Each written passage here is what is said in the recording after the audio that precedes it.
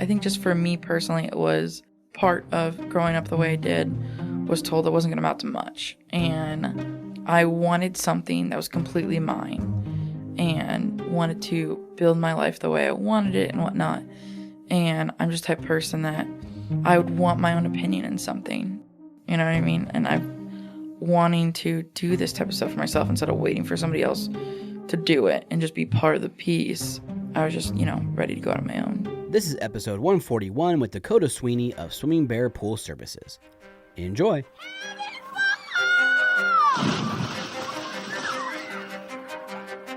Welcome to your go-to podcast for the pool and spa industry. My name is Tyler Rasmussen. And my name is Greg Villafania. And this is the Pool Chasers Podcast. Well, thank you so much, Dakota. We really appreciate you stopping in on your way to California. I know you got some huge news. Saw the post a while back on Instagram that you were making the transition from sort of the East Coast, Florida, all the way out to some of our stomping grounds in California. But really appreciate you taking the time to be here with us in the studio. Yeah, no problem. I was literally driving right through Phoenix, and I was like, well, I know two guys. Nice. So awesome. how'd the trip go? Because that's how many miles is that from Florida to? I think from our house to my wife's grandparents' house, which is where we're staying at, it's 2,222 miles. Woo! Yeah. Hell no. With some bumps along the road. Load my stuff up. I'll take my chances on the plane. Yeah. Yeah, no. I have too many books. Too many books. I think we're over 600 books right now. Oh, wow. I got like a little mini library going, so just that alone, I was like, that'd be way too much to ship, because we thought about it. I was like, we'll just pot it, but it was like $4,000. Oh, yeah. We're just like, ugh. Nope.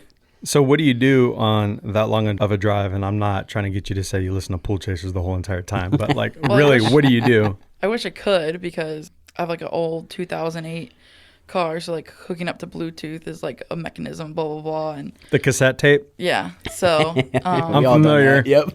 so couldn't do any of that. My family was not so good at not calling me while I'm on the road. So it'd be, my grandpa called me in the morning, checked on me. Hey, where you at? Blah, blah, blah. I'm like, I made a group chat for a reason, guys, but I feel the love. So actually a lot of it was just spent on the phone, just like assuring everybody that, we're okay and whatnot. And the cats are doing fine. No one's throwing up in the back seat or nothing. And then of course my truck decided that it didn't want to leave. So it started overheating like crazy, like 5 hours in, to the point where like I would have my foot to the floor and it was like barely, like the needle was just creeping really, really slowly. The RPMs were barely going over 3. And I'm like, what the? So we've been dealing with that. We got it in between San Antonio and El Paso, but my in-laws, thankfully they had the resources, the time, the friends to come help us, because they're all into anything with a motor is pretty much what my father-in-law's into. So thankfully they have those big box trailers with the buggies and the quads and the dirt bikes. So didn't know this until they rolled up, and he was like, yeah, no, we're putting the truck in here. We're just put the truck and then put all our stuff like in between, like everything. Yeah. So my truck's currently in California already. It beat me home. And is that like your service truck? Yeah. So I'm like, I need this up and running. Right. I was like, oh no. Yeah, I bought it like 6 months ago, and I was like, it was at a Chevy dealership, so like, get this off our lot. We make more money off of Chevy. So I was like, oh, perfect. It's like a 2008. It's nothing fancy, but it looks much newer than it actually is. Because I remember when I sent my first picture, I was like, Dad, I got a truck. He's like, you're an idiot. What do you think, you're buying a brand new truck? Just put chemicals in there. Well, I was like, Dad, this is a 2008 with like 118,000 miles on it. And he's like, oh, never mind. I was like, yeah, I'm right for once. You can apologize now. So I'll be totally honest, okay? When I got a truck, my dad was so disappointed. This is how bad I am. I know jack shit about vehicles. And I was like, Dad, like, check out this truck that I bought. And he's like, the guy even threw in some like drag tires. Like, drag tires? It's like, what the hell you need drag? Like, you can't put drag tires on the truck. I'm like, check them out. And he's like, dude, these tires are bald. They're not drag tires. And he's like, that dude sold you, man. How much you pay for this? He's like, oh my God, dude, you freaking idiot. Yeah, I don't know anything about vehicles whatsoever. Thankfully, my father, Serena's dad does. So he was trying to like direct me like, hey, what's going on? What's this? And thankfully he suggested us probably like 6 months to a year ago to buy like one of those diagnostic scanners, and it showed the temp, and the temp of my truck was like over 200 degrees Fahrenheit. It was like it sat like 104 Celsius, which is like 220 something. I was like, I don't know much, but I don't think it should be this. And he's like, hell no. And I just kept the scanner in, and when it would go like at like 109 Celsius, we'd like stop and let it cool down for like 30 minutes and then keep going. And we just, like I said, just trugged along.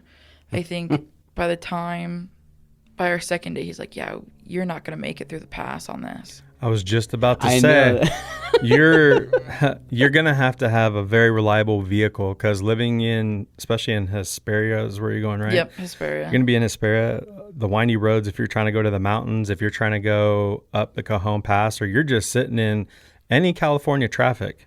Any California traffic that you're at a standstill. I had this like old beater van that I had for a previous company a long time ago, and the test was always getting up the Cajon Pass, and it usually failed. Yeah, so thankfully he when he got there, when he saved us, and of course between my mother-in-law and my wife, they picked the most BFE town in Texas. I don't even know how the heck this town had a U-Haul. But we dropped our little U-Haul off there, unpacked our U-Haul, and like I said, put her in my truck and whatnot. But there are more dogs than humans in this town. I was like, oh, that must be the mayor, because that one has a collar. And I was like, you better not hold my hand around here, or I'm not taking any chances. That's awesome. But they met us up there, and when they got there, they looked at my truck, and he's like, it doesn't look like it's the engine. It might be a radiator problem. I can't know for sure until I get down in there, but he's like, it doesn't look like junk the truck problem, thankfully. So it looks fixable. So I'm just hoping that it's fixable to the point where it doesn't, break the bank fixable. Yeah, sure. We'll get it up and running soon. I mean, I got it, so. Yeah. Well, good luck with that. So, it's super crazy that you just so happen to be going to the town that we used to live. Ty grew up there, went to high school there, but that's a trip. Like what? Like why? Of all places in the world you could go, you're going to the high desert. I'm going to the high desert. Mm-hmm. I just happened to, fall in love with a girl from there. And it's funny because when we met, she was up in school in San Francisco. I was like, ooh, big city, blah, blah, blah. She's like, well, actually, I'm from a small town. And, Vero is a small beach town. So I was like, oh, I know small towns. Yeah, that's fine. But I'm from a small, hoity-toity, rich people beach town. So then going there first time, I was like, oh, you're from a small town. Oh, okay. I was like, because it's just Main Street and then houses. House all over the place. And then I was like, in the mountains in the background and stuff. I was like, okay, you're from a small town. Like I said, we're kind of just following the family. There's a support system for us in Florida. Teachers are paid and respected more in California, and that's what my wife's going to school for. And I told her, I was like, Florida, Texas, Arizona, California. I was like, either pick a 4. Please don't pick Florida, but pick the other 3. I was like, I can make a career out of any of those other 3 states. And she's like, well, like, we want kids. And, like I said, she has, like, my family of, like, 30, and we're all spread out for Florida, is, like, half of the family in Hesperia for her. Like, it's crazy. nuts. She has, like, I have one cousin I talk to. She has, like, 9. And she has, like, 1,000 grandparents that absolutely adore the ground she walks on. I have 2. So it's, the love's still there, and I appreciate everyone back in Florida, because I'm actually really, really close to, like, my aunts and uncles and my grandparents. Like, my grandmother that woman gets me like no other, besides my wife, because I got to be nice. But the first 20 years of my life, I was like, my grandma's my G. Yeah. She's actually G Money in my phone. There you go. That's my nickname. G Money. That's my Hulu nickname. Yeah, there you go. So let's rewind a little bit, and we can touch on this because, there's just so many opportunities in doing pool service in the high desert, because we know from experience there's not a lot of people out there doing it, but there is quite a few pools, maybe not as much as Arizona or Florida, but there is still a great deal of them, and you will have your work cut out for you because it is a windy place. You're going to need that. Would you get a Riptide? Got a Riptide. Yeah, you're going to need it. I've been using the hammerheads in the company I work for in Florida, and I felt like it was just Riptide was the way to go. And then also my personal experience, I went through like 3 hammerheads in like the 2 years I was there. Just freak accidents. Like one just fell off I was at a stoplight and it just fell off my truck. I was like, and then my boss was like, well, it fell off your truck, so there's no warranty or nothing. I'm like, but like I said, I was on my 3rd one, and there's like stuff happened with the wiring that we're just like putting Band-Aids on and stuff like that. And I was just like, I don't know about you guys, but I can't afford this. Like when I start out. So, and I just, all the Facebook groups and whatnot, I've heard amazing things about Riptide. And we actually had one dude in the company that had like the oldest Riptide I've ever seen in my entire life. It was just, there was no blue left on the frame. And there's probably like 2 or 3 feet of wire just like cut off just from like rewiring it all the time and whatnot. But he's like, yeah, I would choose this over your brand new hammerhead every time. I was like, oh, okay. That's my boy Hunter. Pretty powerful right there. Yeah, he's my work husband. And he's like, yeah, no. He's like, it's lighter, but that's the only thing you got on me. I was like, okay, cool. So, and then obviously I listened to their episode on here. And I was like, yeah, sweet. Okay. They actually know what they're talking about, and I have customer service. So that's, for some reason, harder now because of COVID, because all their lines are filled with everybody, that just getting good customer service is for some reason harder, even though everybody's at home now.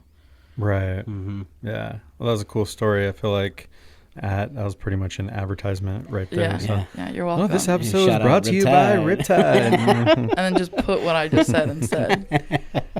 So let's rewind a little bit, because you do have, interesting story, and I think it's very inspirational. So let's rewind quite a bit and, maybe just give us a little rundown of your story and your history growing up in, Florida. Well, every day of my life up until Monday, I've lived in a small beach town in Florida called Vero Beach, which is known for Jake Owen, the country singer. Oh. The Dodgers used to do their spring training there. Back in the good old days is what they tell me. Do it here now. Yeah, before here. You guys took them away from us. Yeah, because there's like a whole like historic Dodger town. Like the whole stadium is like all like pretty much like a tourist site now, and trying to get like high school teams to, like tournaments and stuff like that now. But Nice. And obviously the beach. I've lived 15 minutes away from the beach my entire life, so that's also another change, going from 15 minutes away from the beach to 2 hours. Is definitely gonna be a big thing. Also because it's a much different beach. Yeah, just lived there my entire life, and growing up wasn't easy. There was abuse. There was like sexual abuse from a relative, and thankfully I am the story that everybody stuck behind the kid, because there are plenty of stories out there where everybody believes the adult, and everybody still like, surrounded me with love through all that and whatnot. Still difficult. I mean, that's one of those things that never really goes away. Now that I've talked through it and I'm comfortable talking about it, obviously, it's one of the things that no longer affects my life. It's just something that happened now. And I wouldn't really go as far as like neglect, but there was some emotional like trauma going on around that time, and a little bit more and whatnot, like older. But thankfully I guess I would call it emotional neglect. Thankfully, I had so many other people giving me love that it was almost like unnoticeable. Like I said, I have such a huge support system between my like aunts down in Boca, which are only 2 hours away, and like I said, my grandparents. My grandparents are just amazing human beings, and if I could be half the woman my grandmother is, that's my goal as like a person. My dad is like a huge inspiration to me. It's my adoptive dad, because growing up, my birth father was in my life until I was like 12. I want to say about 12. So I was the stereotypical like kid of divorce. Literally like would split me down the middle to the minute and fight if they're one parent's 10 minutes late and whatnot, which was a struggle too. I think nowadays they have it where it's like rotate every other week or something like that. But back in the 90s, they had it where you split the kid 50-50 and So I'd like go to school and like I wouldn't have my homework. They'd be like, all right, turn in tomorrow. I'm like, I'm not going to be at that parent tomorrow. So I wouldn't turn my homework in for 2 or 3 days. And, you know, just stuff like that was like a huge struggle. And my adoptive dad, he was like 16 when he started dating my mom. He was already out of high school and whatnot, but I was 1. So I was like, I think he had just turned 15 when I was born and was like 16, 17 when he started raising me. I mean, if I'm 24, he's about to turn 39 or he is about to turn 38. I can never remember because he's in March and I'm in July. But I like to freak people out when I'm like, yeah, my dad's 38. And they're just like, what the? Actually, and then my sister is almost 4 years to the day younger than me. So, I mean, by the time he was my age, he was raising a 3rd grader and like a preschooler. And I was like, hell no. I would not do that right now. So just seeing that, and when my mom, my adopted dad got divorced, I was around 11. I remember my mom told me on my 11th birthday, and I was just like, cool. Like, I was definitely not one of those kids where like, I need my parents together. And I'm just like, yeah, okay, this is what you need to do. Go do it. On your birthday, though? Yeah, I mean... That's kind of messed up. They're just... she's like, I just wanted to tell you in front of a friend so you didn't cry. And I was just like, okay. Sheesh. But there was drinking. My dad drank a lot. Now he's super comfortable talking about it. He's like, yeah, I used to drink like your rent money in like 36 hours. He'd be like, over a weekend, I would drink what you pay in rent. I was like, my God, I'm just too cheap for addiction, I guess, because I just would never. He said the story that I get is that it all kind of happened at once. But he just woke up one day and realized he needed a change. And he looked at the relationship that he had with me and my middle sister, Savannah, and there wasn't one.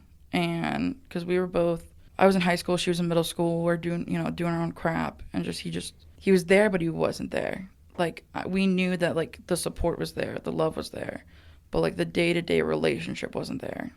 And his girlfriend and him at that time she was 2, it's my youngest sister. And she gave him the ultimatum, like, I'm not going to have my kid raised in this type thing. And I think just all of that and watching, he's like, I'm losing all 3 of my girls. And that, like, us 3 is, like, the most important. Because he doesn't really have a family. So, like, his family is us 3 girls and his girlfriend. So he was like, I can't make that mistake twice. I've already kind of let Savannah and Dakota go. I need to try everything I possibly can. And he just quit cold turkey. There was no meetings. He's like, I'm not going to hear someone's sad story. I'm just going to stop. And he has. He's been sober 8 years. 8 years and counting, I believe it is. It's 7 or 8, but I'm pretty sure it's 8. And every day, like, that's something. And he tells me, he goes, it'll something I'll struggle with for the rest of my life. Every day I wake up and I'm like, I can't have a beer. And so to me, I'm like, if this dude wakes up and decides something every single day to be sober, I can freaking do anything. Because he said he doesn't consider himself, he calls himself a sober alcoholic is what he calls him. He's like, I'm not alcoholic, but that want will always be there. They asked, I was like, because there's plenty of people out there that are like, I can stop after 1 drink. He goes, I can't. So it's just 0 drinks. Because I'll tell myself, oh, I'll just have a beer at dinner. And I'll be like that for maybe like 6 months. But then I'll be 2 beers at dinner. And then I'll just go back. So it's nothing. I remember like a year ago, we went to his house for dinner. Heineken makes like non-alcoholic beer. Didn't know that. And I walked in, he just had a beer casually on the counter, and I like my eyes got red. I was like, you cannot do this. Like, you've worked so hard. And he's like, look at the bottle, idiot. And I was like, ugh. And now that would have been a great commercial. Yeah. Yeah. But he's never treated me different than my other sisters, even though I'm not his blood. I mean, he's the one that was at my high school graduation. He's the one that paid for my first tattoo. He's the one that tried to teach me stick. Didn't turn out well, but he tried. Plenty of people tried, but that's not me. He's the only father that my wife knows. He's the one that walked me down the aisle at our wedding. So I just have a huge amount of respect for that man. And then, like my grandmother, he just gets me because I'm a pain in the ass. I know it, and I'm a lot like him, like humor-wise and whatnot. So definitely like nurture over nature with me, because I feel like I'm more like him than my mom or my birth father. Right. Like I said, I know I can be a pain, and it's because he's a pain too.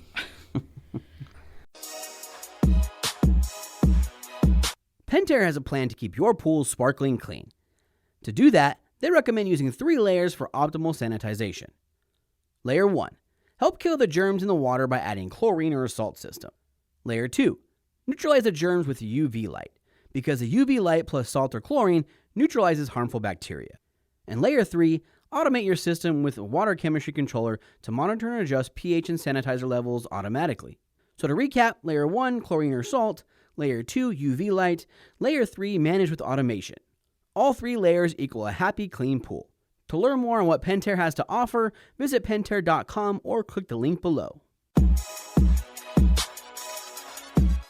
So what do you think has been leading up to now some of the most like difficult things you've had to like really deal with in life? Because I find you to be very headstrong and being so young. I could just look at you and feel like you don't make too many excuses. And sometimes that comes from dealing with so much adversity in life where something happens, you have a car problem, whatever. It's not like, oh my God, this is a sign, we're going back. It's like, this freaking blows. Let's get this shit fixed and kind of get on with our life. That's really not an easy thing, especially in this day and age. A lot of people are looking and searching for that excuse to almost to not be a better version of themselves, if that makes any sense. It's funny because I feel like for a long time I was that person like always making excuses. Like my problems weren't my fault. And while I do believe that some of my problems were caused by other people, it's more of like, okay, this is the problem that I have this person or whatever. What am I going to do about it? I could be like, oh, it's not my fault, blah, blah, blah. It's their fault, and be bitter at them or whatever. And my bitterness is only going to affect me. It's not going to affect them whatsoever. You know, you could be mad that my birth father left when I was like 12, 13. I want to say 12 or 13 because it was around my birthday. So birthdays kind of suck. But I could be mad at him for the rest of my life if I wanted to. Or I'd be like, you need to do what you needed to do, dude. Clearly, I wasn't on your path. Hopefully, you're better for it. But I'm just going to focus on the people that do love me, like I said. Like, also, I have a dad, so, like, I'm good. But, like I said, I could be bitter at him for leaving for the rest of my life. Or I could be like, you know what, this is what had to happen, and figure it out myself. But definitely, like, in my teen years, I was very, like, woe is me. And I don't know, when my mom kicked me out, I was, like, 18, 19. Didn't have a license because with my adoptive father, because there's no legal, I just call my adoptive father to, like, explain my family situation.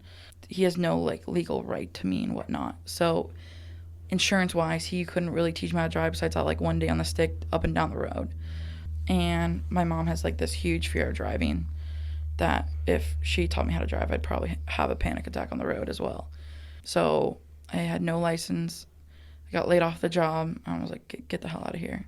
And I went to my birth father's sister, actually, who I grew up really close to. And she just, like, hadn't seen her in a while, but she's like, we just want to make sure you're okay, type thing. Slept on her couch for a while, then hopped to my mom's brother, his couch for a while, and just kind of hopped couches in Vero for a while until it got pretty much wind back to my mom. She's like, okay, you can move back in, but you're going to pay rent. And I was like, okay. When I was couch hopping is when I, like, just started kind of going through jobs. And I started at Wendy's, which is, if you ever worked in a fast food place, it was very interesting, to say the least, to be 19 and never really doing anything, to, you know, sitting flipping burgers next to a pot dealer trying to sell you pot in the middle of your shift. You're like, no, I think I'm good. Good job if you smoke pot. And also back when pot was so bad. And I'm just like, yeah, no, I'm not getting arrested in the middle of Wendy's. We got cops in here all the live long day. I'm not going to get arrested selling him a burger while you're trying to hand me pot in my pocket. But I did that for a while, and then my dad was the assistant manager at the local Chipotle. And Chipotle was cool and urban and paid a lot more. And I was like, I need money. I'm hopping couches. I need something. And we were a little bit estranged at that point because, like I said, the drinking estranged us a little bit. But he was sober for a couple years at that point. I want to say 2 or 3. And he was like, yeah, you can apply. Just inform the general manager that you're my kid. And he goes, but if you get hired here, I'm not going to go easy. I'm not going to pretend that you're another employee. Yeah, we have different names, but you're still my kid. I'm not going to just watch you slack off. That's not what I'm here to be paid. And I'm not going to, my kid's going to be the best worker there. And I was like, okay. I was like, sure, yeah. I'm ready. Like, let's go. But man, was I not prepared for that. He did not let up one single bit. I sucked at the beginning, I'll be totally honest, because obviously a Chipotle is going to be much busier than a Wendy's. And I worked my butt off, not only to prove to myself, but to prove to him, like I'm an adult now type thing. Like, I'm growing up. Because I think it was then as when, in my head, when I was, like, growing up. Because I tried the whole college thing, like, right outside of high school. Not my cup of tea. I just could not just sit there for another 4 years at a desk and, yeah, no. So working was definitely what I needed to do. I needed to keep going, keep my hands busy. So I just wanted to prove to him and myself that, like, I was an adult now. So I was the, like, 2nd or 3rd best burrito roller. At one point, I was definitely the best cashier. One point. And then when my wife moved to Florida, she beat me because she got on the Chipotle train too. But by the time I left Chipotle, I knew every single position in the entire restaurant and did them decently. I still suck at cutting cilantro, but I was a pretty good guac maker. I was pretty good at it. And then I just wanted more, like, management. I wanted to grow, and I just stopped growing at Chipotle. Then for some reason I hopped over to 7-Eleven. I was like, yeah. And I got the assistant manager position there. And I just got threatened once by a homeless man. I was like, nope, I'm done. Who hasn't been threatened by a homeless person? I was like, it was like the local homeless man that, like, chilled out there, and he, like, threatened me. And at that point, my wife was my fiance, and I was like, hell no, dude. I'm out of here. All right. Yeah. So then I hopped over to Outback because they were paying like $12 an hour. And over in Florida, that's a lot of money because their minimum wage is like $8. So I was like, oh, sweet, $4 more than what I'm used to and whatnot. And it just got to the point where, like, 1 week I'd work like 39.9 hours, and the next week I'd work like 20. And my wife was a server. And so she was already, like, her paychecks were up and down just because, like, oh, I had a great night. Here are all my tips. Or, yeah, we were dead. We were paying for a wedding. I was like, I can't afford to pay for a wedding on 20 hours a week, even if it's $12 an hour. And they were just like, well, you know, you've only been here 6 months, and you got to be here like 5-10 years to get that stability. I'm like, I'm not waiting 10 years for stability. Like, if I can work at it, like, I'll put in my time, but 10 years, like, that's a lot of time just to be making salads at Outback. Because I was on, like, the cold, so I was, like, making salads and desserts. I was like, 10 years, jeez. No. Talking like a true Gen Zer. Right? Yeah, like, I'll put in my time. I'll work super hard. Don't get me wrong. But I'm not going to make 10 years worth of salads just to get a steady paycheck. So I was, bitching about that to my dad. And my dad is a very no-nonsense dude. The best advice he's ever given me is, you can't bullshit a bullshitter, which is pretty much his version of don't ever lie to me. But he was like, stop whining. He goes, you sucked at college. Like, let's be realistic.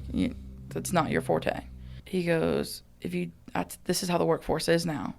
He goes, there's really no loyalty because they'll fire you and find 5 other people do your job for you. He's like, so find a trade, find skills that no one else can take away from you. So that way you always at least have a job. He's like, why didn't you be a plumber? I'm like, hell no. You're crazy. And he's like, so he just started going this little trades, and we're sitting in his driveway. And he goes, well, I have a pool guy. And he's like, here's my pool guy's number. I mean, he's like, it doesn't look like hard work, like time-wise. He was like, and you're smart enough, you can figure it out. You just don't want to sit, don't want to sit in a classroom. Like, you're good with your hands and whatnot, so just figure it out. And I called them, and they're like, oh, yeah, we're actually going to put out an application Monday. I was like, a Friday. I was like, don't bother. They just email it over to me. I'll fill it out. You guys look that over before you, like, put the Facebook out or whatever. And they did. And they're like, we're always hiring, so it's going out anyway. Yeah, probably. Actually, no. They're like, okay, cool. We had lunch at a local place. And at that, like, interview, they, like, hired me on the spot. And I was like, perfect. So I called Outback, and I was like, look, I got a wedding to pay for, so I don't really want to necessarily quit. I was like, just change my stuff to, like, all nights, like, 5 to 9 or whatever. So and of course, I decided to change my career to pools in May in Florida. So my first week by myself was Memorial Day, week. The worst. The worst time to start is what everybody's told me. The worst time to start is, like, late May in Florida. I mean, anywhere probably, but and you're going into summer? Yep. Going into summer. But so I did pools during the day and then Outback at night until about, like, 3 or 4 weeks after our wedding. I was like, no, get me out of here. So I was like, Outback, I'm out. That first summer, they say if you last your first summer, you'll last every summer, and that is 1,000% true. Because, I mean, last summer I was like, oh, this is nothing. But I remember my first summer, I was going home drenched in sweat. My wife would, like, have a Powerade ready for me, like, on the kitchen bar, and I would pass the kitchen bar. I was going to the bathroom to, like, take a shower because I was like, I hate the sweat. I feel gross. I remember super humid out there, too. It's super humid. It just sticks to you. And, of course, first week have a couple of green pools and whatnot. Because they literally, while they were interviewing me for my position, they had, like, a retired guy just wanting to, like, do something. And he fell into a pool and, like, sprained his ankle and, like, pulled his groin. And he's like, I'm out. They're like, yeah. He's like, yeah, I'll come back. He never came back. So I took over his route, which was, like, beachside with, like, a couple, on mainland. And that's a different breed of customer. They can be nice as can be, but they expect you to go above and beyond. I mean, I literally had a guy with a timer, because I guess however they explained it was, oh yeah, we charge you this month because averagely our techs are there 15 minutes a week, so you pretty much pay this for the hour. And his pool was like an 8,000 gallon salt pool with, like, a cage, because cages are pretty popular there. I was like looking for stuff to do for 15 minutes. And the first week I didn't know he had a freaking timer. Who has a timer waiting on their back patio for the pool guy? And he's like, you were only here for 11 minutes. And I was like, yeah. And I was like looking for stuff to do for the last, like, 4 minutes. And he's like, no, you have to be here 15 minutes. I was like, oh, okay. This is what we're doing. Sweet. All right. So just, like, people like that. All right. Yeah. So that's what Beachside was. But nicest people. I'm just like, okay, timer guy. Sweet. That was his name to me, the timer guy. So how was it being were you the only woman pool tech that was at this first spot? I was the first woman they've ever hired. I wanted to walk in an SCP. There was me. There was one other girl. She looked really familiar. I'm pretty sure we went to high school together, but I think she was, like, 2 years above me. Really cool chick. And then there was one lady in, like, her mid-50s that I'm pretty sure she was, like, working with her husband type thing. Besides that, that was it. That was all the women in SCP. It was either, like, guys in, like, their mid-30s or, like, guys ready to retire. That was pretty much it. And that was SAP. I mean, that wasn't even the company you worked for. I'm talking, like, all of Vero. That was pretty much it. There was like maybe 1% of females out of all the pool techs in Vero. Did it feel uncomfortable? Thankfully, my SCP guys are really, really cool. So That's they good. never made me, because I was like, I'm coming in here with, like, such dumb questions because I'm new, and because that guy got hurt, I had, like, 2 weeks of training. They're like, get on his route. We just need someone, because I was, like, 75 pools, and they were already trying to hire somebody to like condense and, you know, so they're just like, yeah, we need you out there. And the pools I took were like twice as big as the ones I was trained on, and, you know, no cages and whatnot. So like that learning process was like, all right, this is the big deals. And like I said, that was like Memorial Day, learning that crap. Like, all right, cool. They said, thankfully, the SCP guys were super cool about it. And I'm just the type of person that, like, as soon as I feel comfortable, I'll make friends with anybody. So as soon as I felt comfortable asking questions in SCP, I just start asking questions to anybody. They'd be, like, talking about something at the counter, and I'd, like, even if they thought I was rude, hey, I'm learning. But I was like, oh, yeah, how do you do that? And they'd, like, look back and be like, why the heck does this little girl want to know about that? I'm just like, because eventually I'll need to know that. Because as soon as I started getting the hang of things, you know, my first, you know, green to cleans, because I turned like 4 pools green my first week. Been there. Yeah. So as soon as I got over that hurdle, like, okay, this is what these pools need. They need attention here, here, and here, and whatnot. I was like, there must be more. And so I started the SCP. I was like, asking questions about, you know, different types of chlorine and stuff like that. And then just kind of snowballed from here. I was like, what will make my job easier is kind of what it started out as. And I was like, I'm liking learning this stuff. This is not something I have to, like, read a book about. This is something I can talk to people. And then that's when I started reaching out to YouTube University, which is a rabbit hole. Because I remember I would watch like 5 videos from 5 different people, but like on the same thing. And I remember being like, at first I'd be like, whatever obviously has like more money behind the production, like they'll know their stuff. And I totally forget the video, like who made it, but it was about tabs. I was like, okay, cool.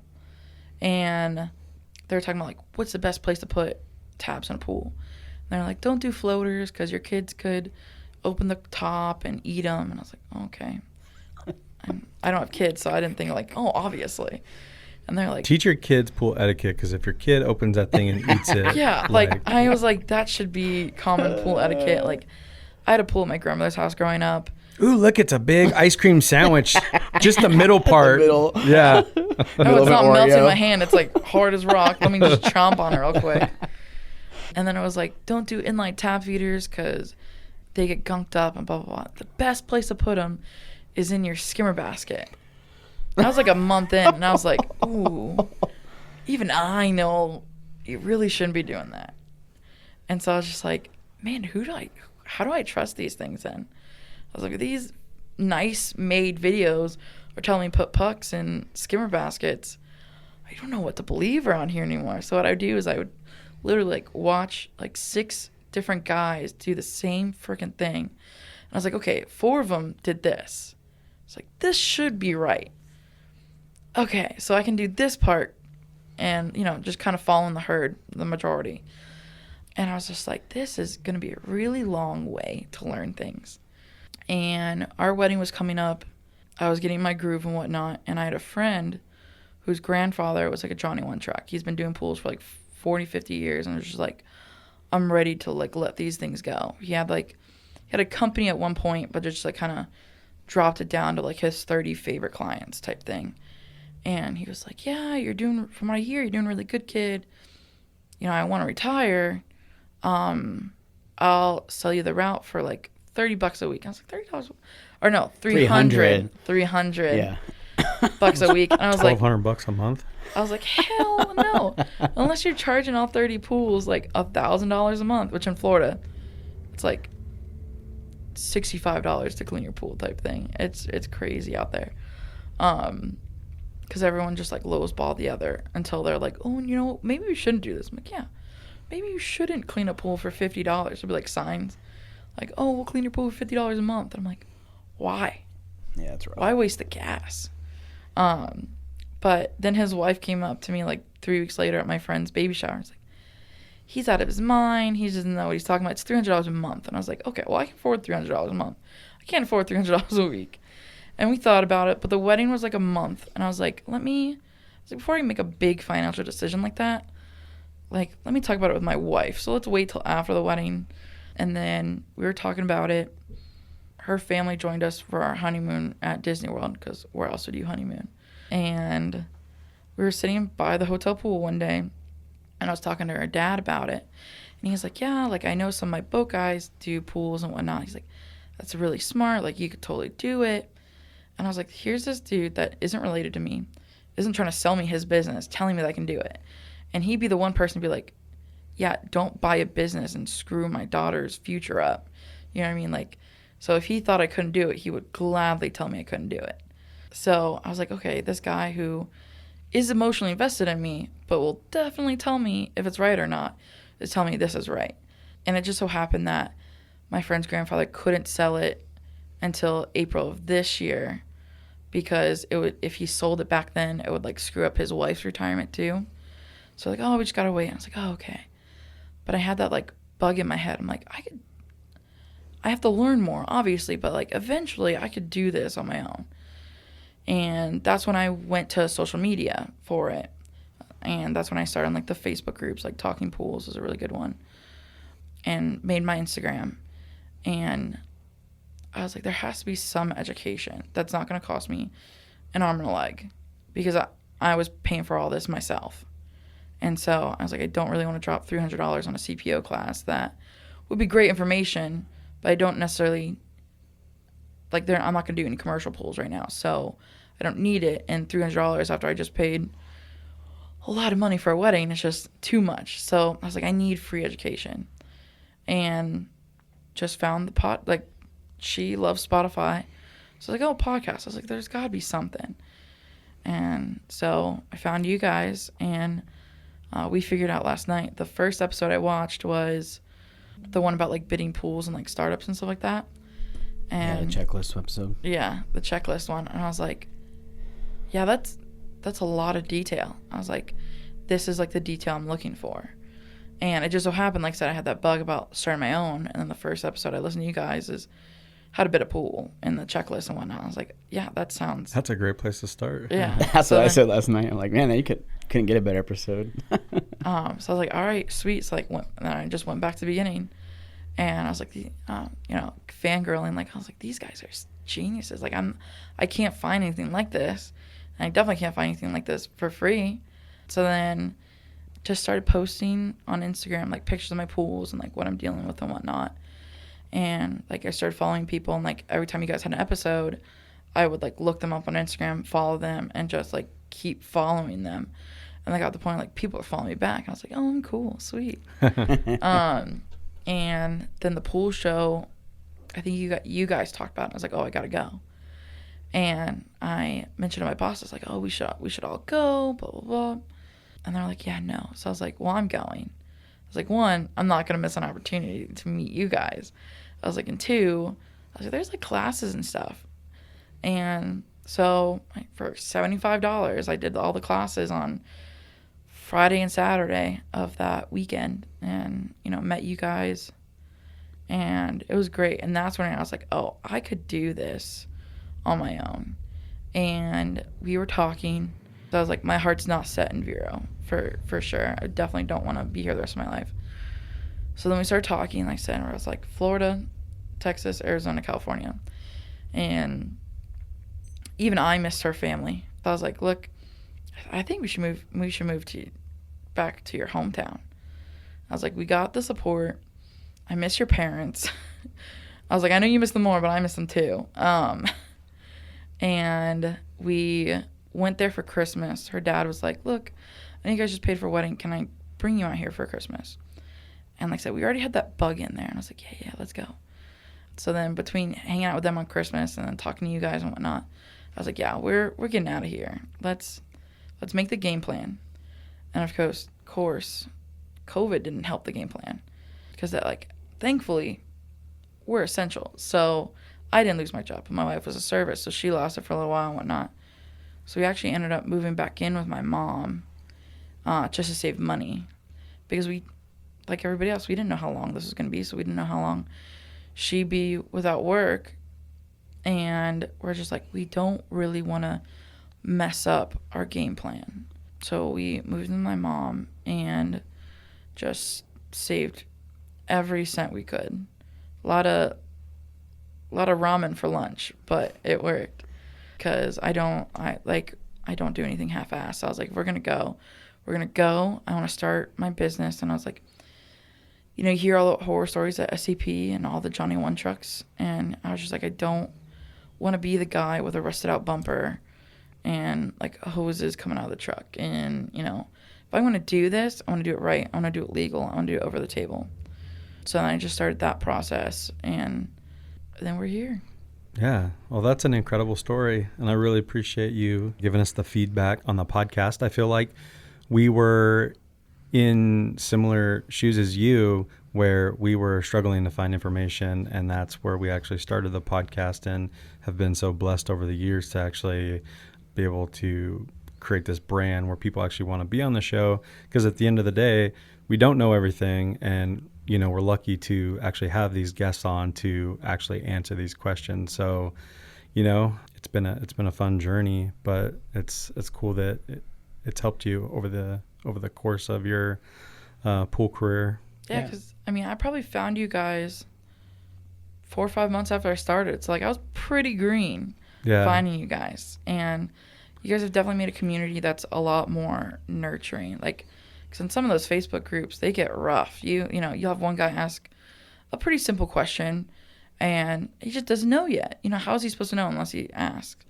And you see, it'll be the answer, but then it'll be, in between, 10, hate comments, you're an idiot. How can you not know this by now? And he's just like, I don't know, because every time I ask, you yell at me. So how am I supposed to know? So I definitely feel like, your Facebook group and just the community that you guys have made is definitely more of a ask all the questions you need, because that's how you're going to learn. And there's definitely more that can happen in the Facebook group, but something that, we value very much so is respect. I put up with it zero, with even down to my kids. I grew up with my little brother being bullied. I'm a fucking bully killer. I don't put up with it, not one bit. And for people to flex on social media, I feel like we had a pool service company. If you were saying that, I probably would confront you. Not to say that you get physical, but be like, hey, dude, you're not going to talk to me like that. I'm a grown-ass man. I'm on here to ask questions. If you know everything, then you should just shut up. You know what I mean? This is how you flex on people. You wouldn't do it in the real world. And I think it's valuable that we all have respect for one another, because you don't know people's situation. You don't know mine. I don't know yours. But you can get to know me, or I can get to know you, and we can kind of be like, damn, I had no idea. Because we all do it. Judge a book by its cover. It's just some are more vocal about it because they make assumptions. Don't make assumptions. We all do it. And I feel like every time I've made assumptions, I've always been wrong. So, yeah, and I was sharing with her last night, the way she used the podcast to help herself grow and then follow the guests that we've had on. That's how we designed it. It was for you to take pieces of the episode and connect with those people and talk to those experts. That's why we have the experts on, so that you can follow them and they can guide you in those certain areas. So I thought it was pretty cool that she said she just followed people, as we went on. That's the way to do it. You'll hear it everywhere. No matter what it is that you want to be successful, you want to be a millionaire, whatever it may be, you have to hang and surround yourself with people far better than yourself. Yeah. And that's what the podcast has been from the very beginning. The guests on the show are, especially big, manufacturers, different things like that. They know far more than we do. So we ask the difficult questions and they answer them. And that's how we get better. And that's how you're going to get better. You're very young and you're, moving across the country. That's the best thing that you can do, is partner up with these people and ask the difficult questions. That's who you want to surround yourself with. You don't want to surround yourself with, if you don't want to be a Johnny One Truck with the rusty bumper, doing stuff under the table. Those aren't the people that you want to be friends with. I mean, that's what you would tell your kids, is hang out with people that are better than you, or just people with an insane amount of respect for one another. Yeah, and I also think, like, how was I supposed to find that information? Like, all your episodes with Wayne, that brought me to Taylor Technologies and made me found his webinars. And then I did all those. And then, like, your episode with Arenda, found, like, 4 pillars and stuff like that. So I've done all that. And, well, you guys are, like, a starting point, and it just branches out to more than I think people, if they think about it, it can branch out to a lot more. And that's the thing that I feel like has been the best thing that I've done, like, pool industry wise. Yeah. And I'll give a piece of advice for anybody listening that's new, is I feel like that's what separates the good from the average. There's always an answer out there. It might not be in the Pool Chasers podcast. There is always an answer out there. The good people will be relentless, and they won't stop until they find that answer. Whether it's manufacturer manual, it's calling somebody, it's doing, like, insane amount of due diligence until you get the answer you're looking for. Yeah. Average people, below average, I think they have one source, and if it doesn't work, it's like they quit. Or, this is my favorite line, it just is what it is, man. Oh, that's how it's always been. That's how it's always been. It is what it is. No. Go get out of that box real quick. Yeah, no. I'm definitely them. But I also feel like anybody that's the below average, they're not going to listen to this. The people that are just like, you know what? I know how to keep a pool blue. So this is what I'm being paid for. I'm just going to keep the pool blue. As long as no one complains, like, that's it. But I feel like the people that want the answers are the ones listening right now. Yeah. At this point, you must have heard of Primate Pool Tools and their lightweight and powerful carbon fiber poles. Well, it's a new year, and we are very excited to announce that Primate is continuing to lead the way in carbon fiber technology and customization by releasing their new HD versions of the Primate pole, as well as more custom designs and patterns. Every HD pole comes stock with a stainless steel tip co-molded into the carbon fiber, which offers some serious next-level strength, as well as full compatibility with all tools. Some of their new designs include Army Camouflage, Forged Carbon Fiber, and new versions of the classic Patriot Pole Edition. For the month of February, Primate is offering these editions exclusively to you, the Pool Chasers listeners, before they are available online. If you're interested in ordering an HD model or custom design, please contact Primate by emailing them at primatepooltools@gmail.com or give them a call at 858-774-1712. That's 858-774-1742, and simply mention that you are a Pool Chasers listener for early access.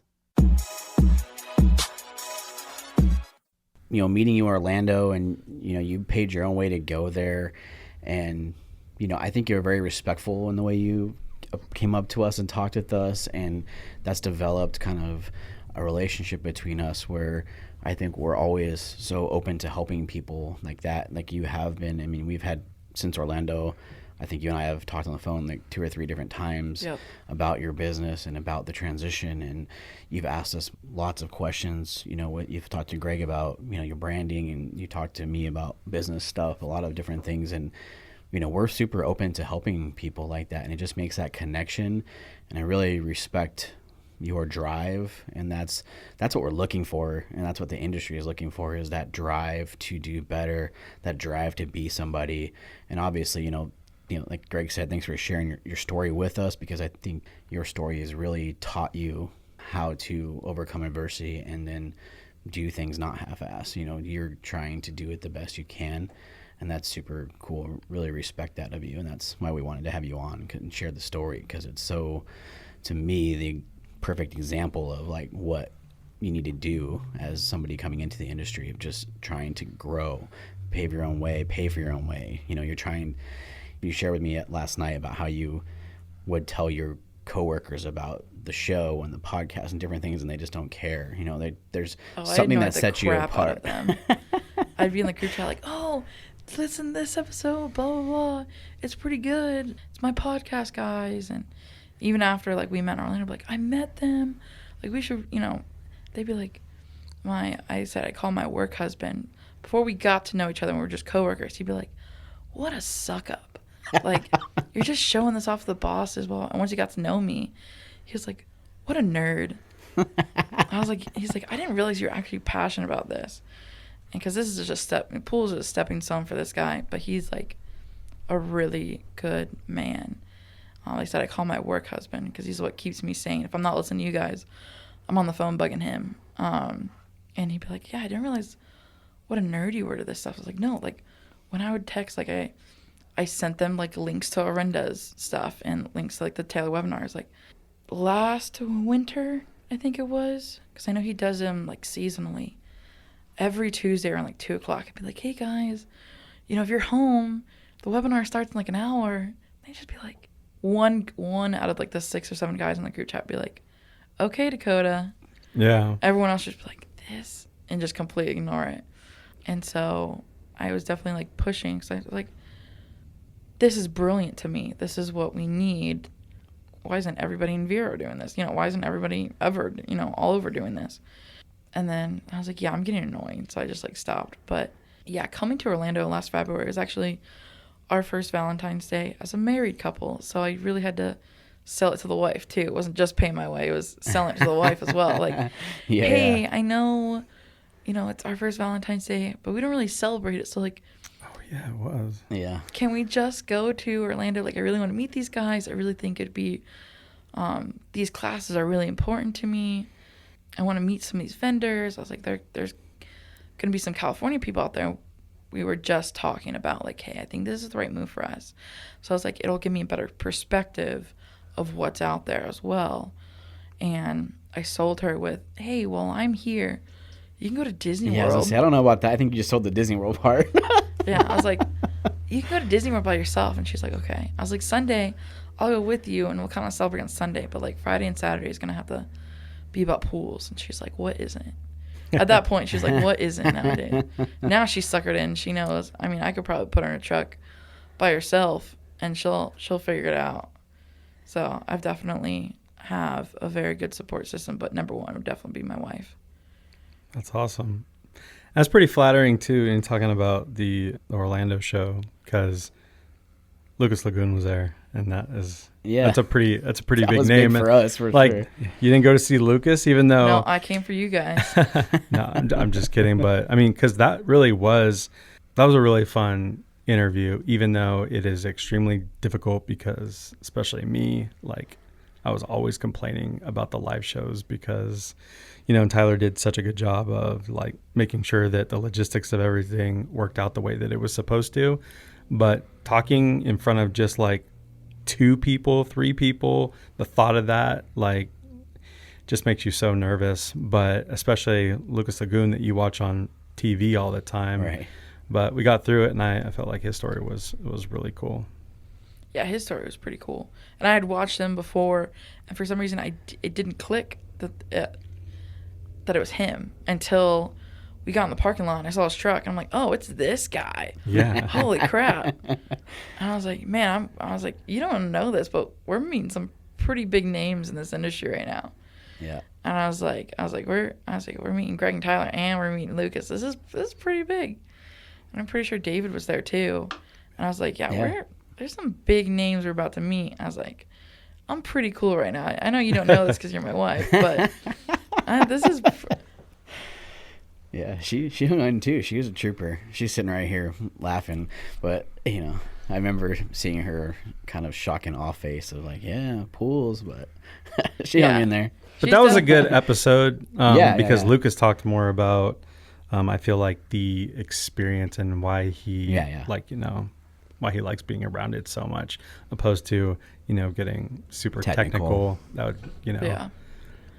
I feel like while the technical is really cool, I think, because everybody has favorite episodes, and I was talking about this with Tyler last night. Probably one of my favorites, because I have like a favorite like 10 that are like saved on my phone, and when I've gone through all of yours, like I'll go back to one and then watch them all over again, and then I'll go to my favorites.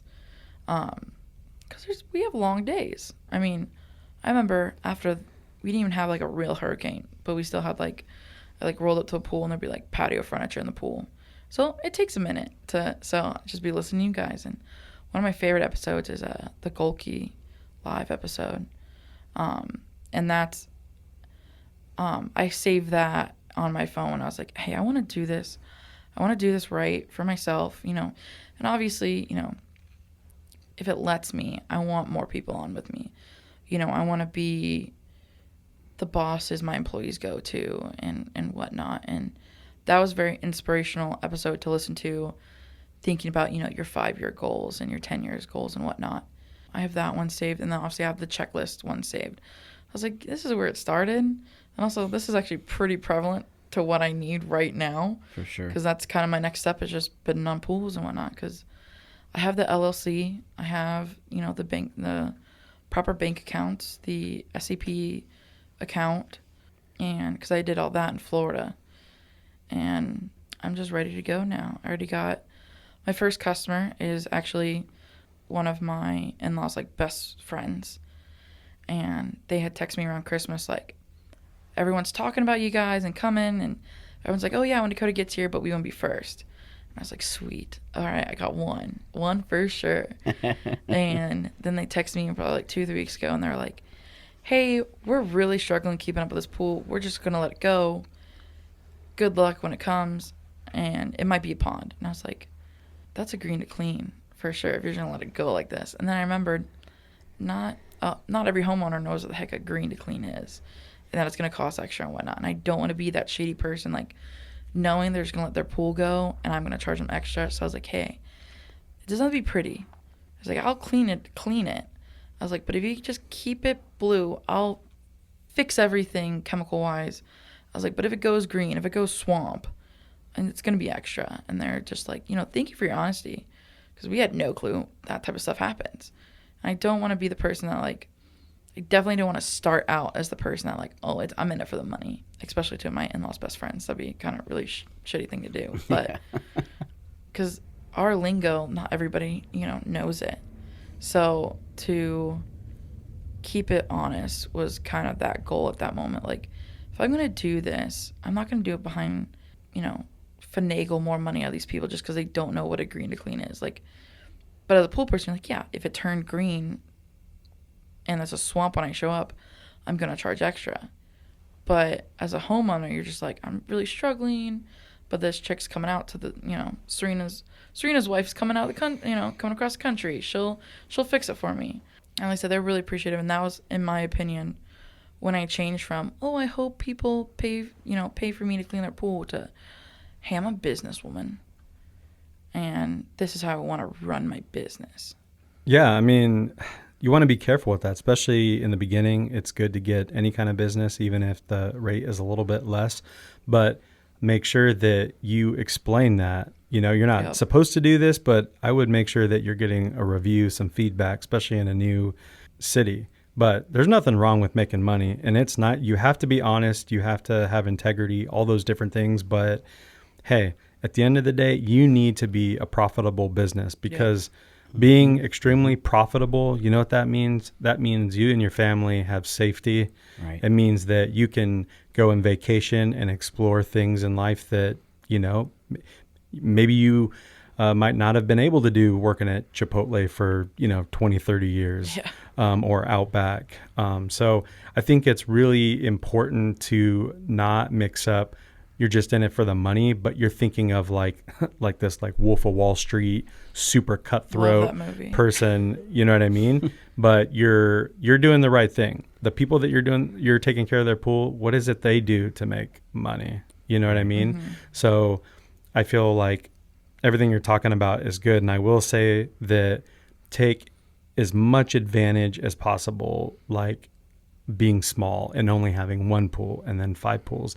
Treat every single pool with an insane amount of respect. And what I mean by that is documenting every single thing, every note you can take, every part number, everything from whatever you can figure out, like taking pictures of the deck and the tile and what is the interior finish. They have these steps here. They have this here. They have this dog. They have this fence.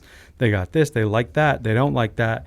Where do they want their filters cleaned? Do they have a filter? Where? How old is this? Like, what's their warranty information? What kind of lights do they have? They have automation. They have you do all that and you dial it shit in to like skimmer.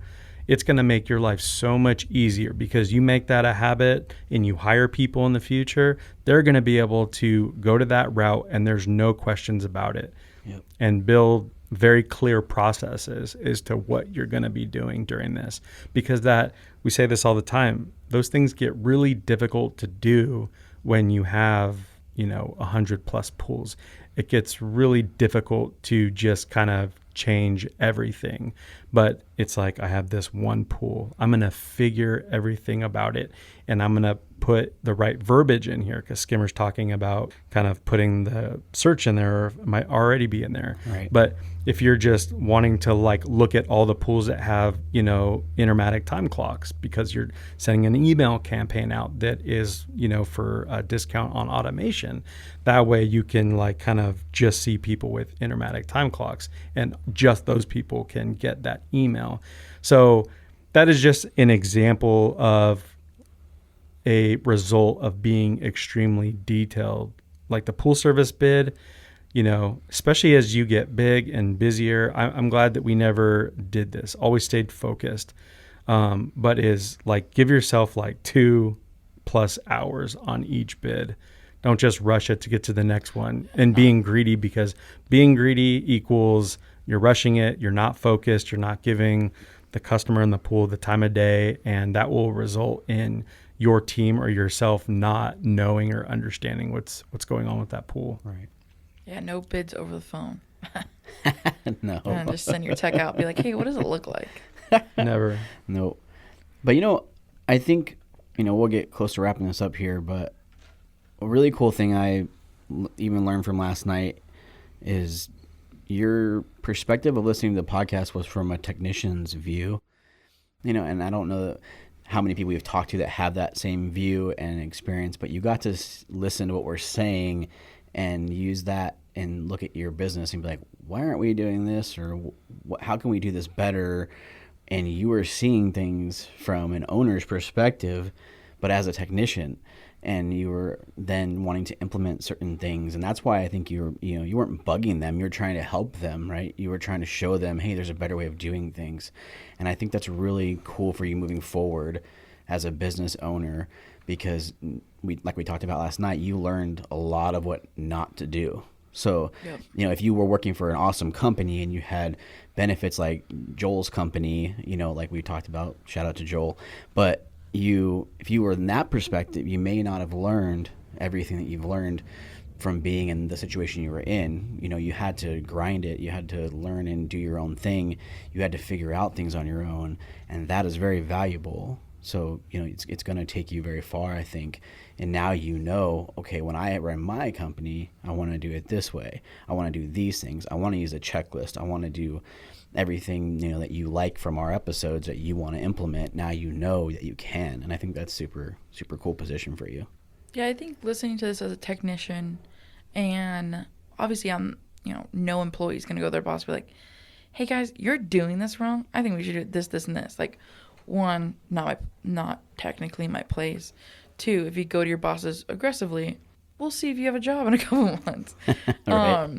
But just to view it from a technician's perspective first, and then now looking at it as the owner operator is, I think, very beneficial for me, because as long as my head doesn't get too big and I forget and whatnot, when I have my own technicians and be like, I remember struggling with this throughout my day. How do I make this part easier for you? Right. Because I feel like the big thing is communication with your techs. Because when you're out there in the field, it almost feels like you're running your own company, because you're just doing this every single week, and you're just not paying for the chemicals, but then you're not making the profit. Is kind of how it felt like at certain points, and just we're a company, guys, and checking in on people and not just being like, hey, Mrs. Smith called, said you weren't there.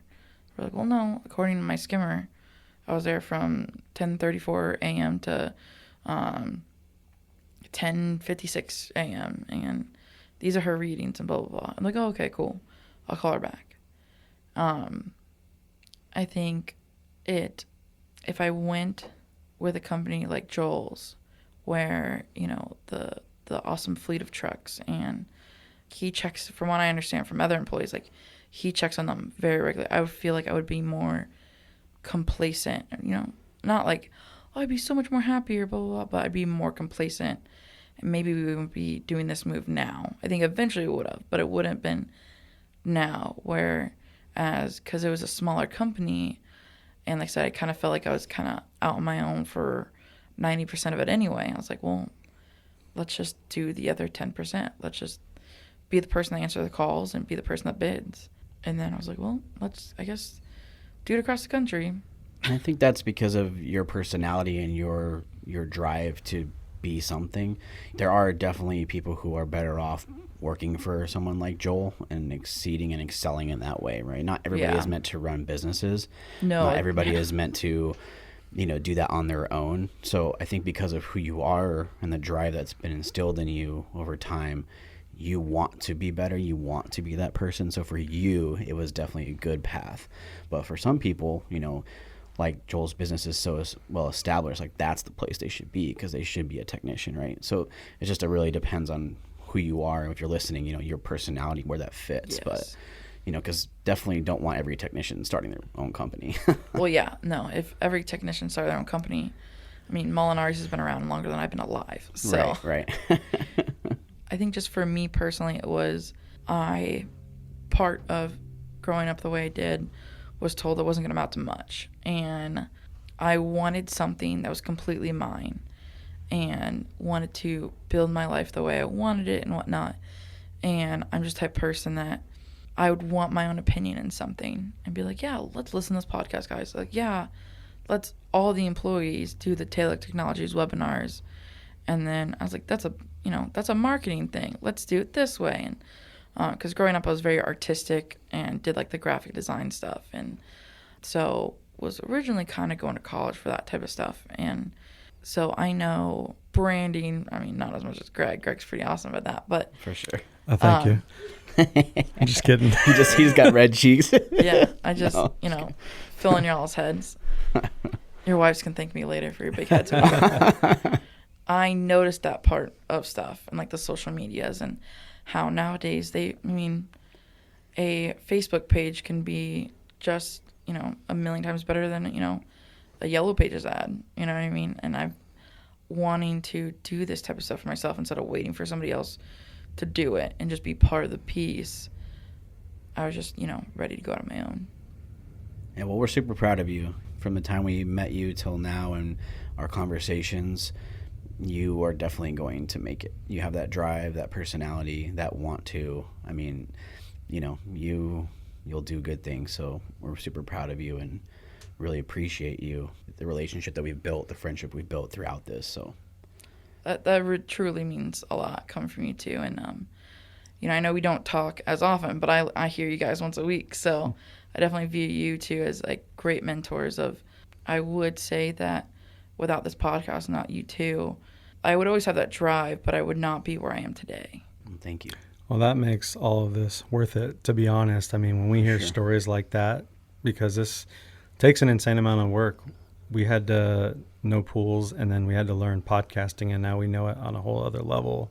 But when we hear stories like that it makes a difference and it keeps people going and it makes them better, it makes all of this like worth it, 100%. Yep. So really appreciate it. No problem. Where can people find you if they want to reach out? You can go to the Instagram, where it all started. It's Swimming Bear Pools, because my business is going to be, Swimming Bear Pool Services. Growing up, everyone just called me Bear or Dakota Bear, and moving to California, so it just kind of there you go. Next to Big Bear, it just all kind of made sense to me. So you can do Instagram, and then Facebook is Swimming Bear Pool Services. I mean, you can shoot me an email at swimmingbearpoolservices@gmail.com. Try to keep everything pretty simple, pretty self-explanatory. And then if you're in the area, you run into me at SCP or something like that, yeah, I'm up to talk to anybody.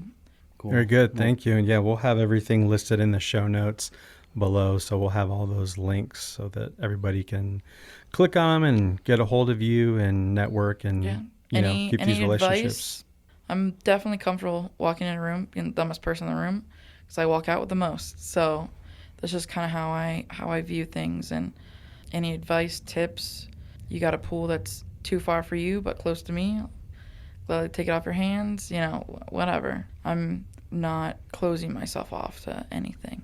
Right. Well, thank you for sharing your story with us. It's pretty inspiring for us, and I'm sure it's inspired some people today by listening to it. So, again, thanks for making us one of your stops on your big move to California. Yeah, no problem. Hey, Pool Chasers. Thanks for listening. We hope you enjoyed the episode. To connect with today's guests, including pictures, links, and resources from everything discussed today, you can visit the episode page at poolchasers.com or click the links below. To connect more with us, you can find us on Instagram, Facebook, and Twitter by searching at Pool Chasers. If you would like to support the podcast, the easiest and most effective way is to subscribe to the show on Apple Podcasts, Spotify, and YouTube, as well as share the show or your favorite episode with a friend or on social media. Also, you can get early access to each episode by supporting us through Patreon. We know your time is valuable, so thank you for sharing some of yours with us today. See you out there, Pool Chasers.